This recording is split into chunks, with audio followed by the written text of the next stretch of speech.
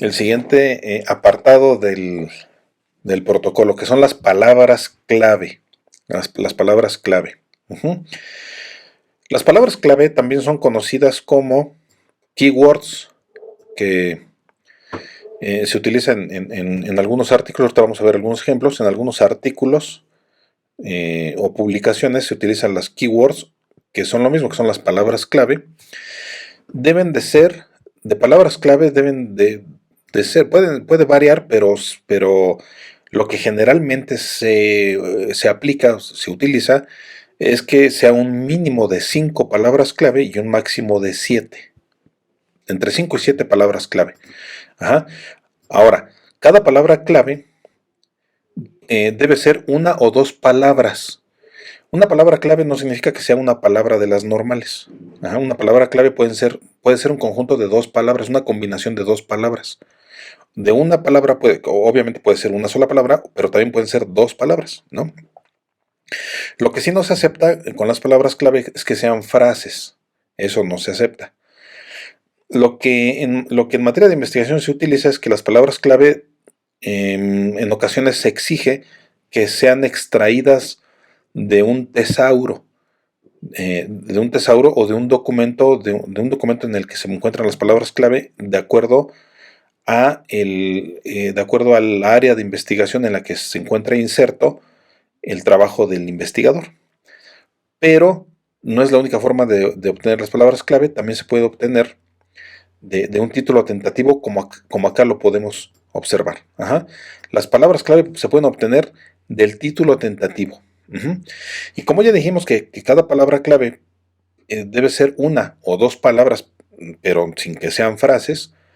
En el ejemplo que les vengo diciendo, en el ejemplo que hemos venido trabajando de la vivienda digna y decorosa, las palabras clave podrían ser vivienda digna. Esa es una. Vean cómo es una combinación de dos palabras. Ajá, dos palabras normales, pero que conforman una palabra clave, que sería vivienda digna. Otra podría ser vivienda decorosa, ¿no? Otra podría ser derecho constitucional. Otra podría ser derecho fundamental, ¿no? Y otra podría ser personas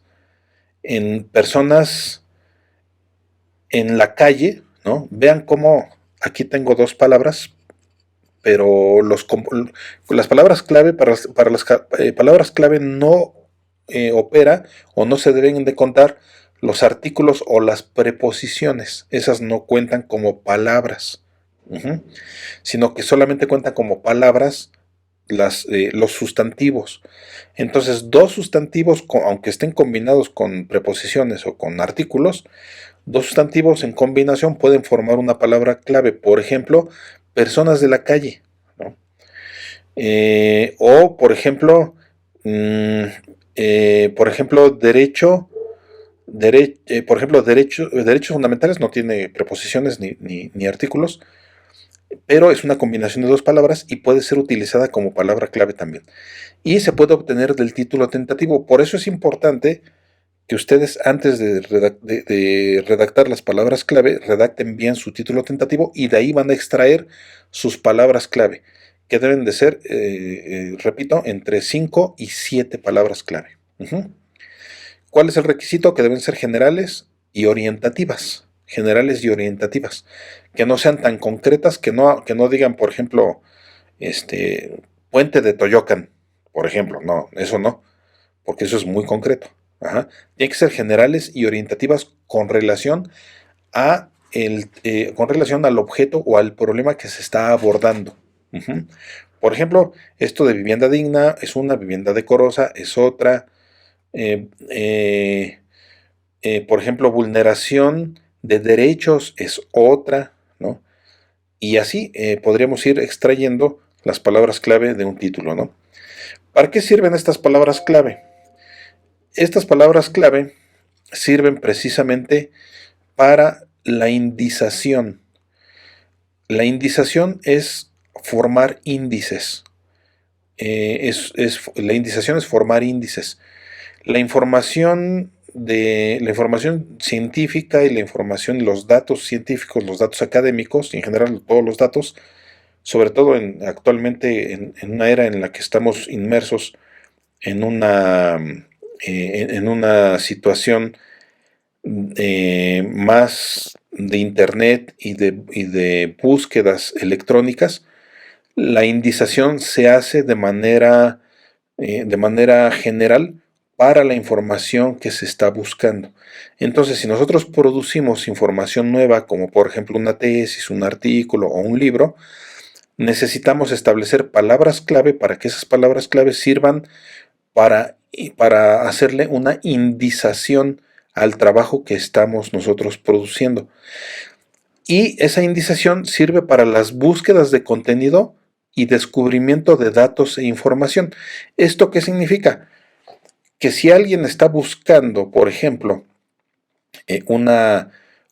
una investigación que esté relacionada con la vivienda digna con el derecho a la vivienda digna y decorosa, cuando yo introduzco esas palabras en el buscador me va a mandar a el trabajo a la tesis que yo hice, claro, y a otras publicaciones, por supuesto, que correspondan con esas palabras clave, pero va a estar incluida mi tesis en esa búsqueda. De tal manera que cuando nosotros, por ejemplo, buscamos, ponemos una palabra en los buscadores, por ejemplo, de Google o en cualquier otro buscador, lo que hace ese buscador es buscar en los índices los trabajos que ya fueron indizados con base en las palabras clave que el autor estableció para poder ayudar a las personas que están buscando ese contenido a encontrar ese trabajo. ¿Qué es lo que sucede? Que cuando el tesista termina de hacer su investigación y termina su tesis, la tesis se va a un repositorio institucional. En el caso nuestro, en el caso de la Universidad Autónoma del Estado de México, la investigación o la tesis se va a un repositorio institucional en donde ese trabajo está a la disposición de cualquier persona que busque información relacionada con esa tesis. Pero ¿cómo lo va a hacer? Lo va a hacer a través de las palabras clave. Entonces, cuando alguien ponga una palabra clave, ese buscador, que es el repositorio institucional, le va a ayudar a encontrar esas tesis que están relacionadas con esas palabras clave. Entonces, cuando un tesista que ya se gradúa y termina su tesis, se titula con una tesis, esa tesis se va digitalizada al repositorio institucional, a la hemeroteca digital que se tiene en la universidad, y la persona encargada de cargar esa tesis en el repositorio institucional se le llama depositar. La persona encargada de depositar esa tesis en el repositorio institucional utiliza las palabras clave del autor de la tesis para indizar ese trabajo. Y posteriormente, cuando alguien por internet busque información acerca de, por ejemplo, la vivienda digna y decorosa, con estas palabras clave que coloque en el campo de búsqueda, lo que el buscador va a hacer es mandar directamente a todos los trabajos que cumplan con estos parámetros de búsqueda, y va a mandar también a la tesis que hayamos hecho en materia de vivienda digna y decorosa, y va a ser una ayuda para la búsqueda de contenido y descubrimiento de datos e información.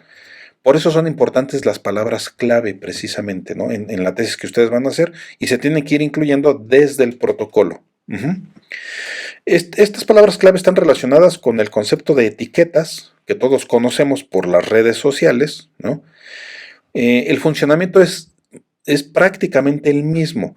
Las palabras clave son en realidad etiquetas. Son en realidad etiquetas.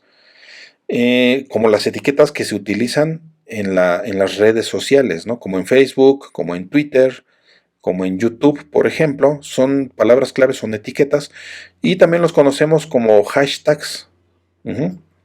Esas etiquetas también las conocemos como hashtags, que son precisamente palabras que nos ayudan a encontrar la información. ¿Qué son los hashtags o las etiquetas? Son precisamente palabras clave que están indizadas, que hacen un índice. Entonces, cuando nosotros etiquetamos en las redes sociales, en realidad lo que estamos haciendo es una indización para que las personas cuando busquen esta información las encuentren rápidamente porque está etiquetada. Y lo mismo los hashtags, ¿no?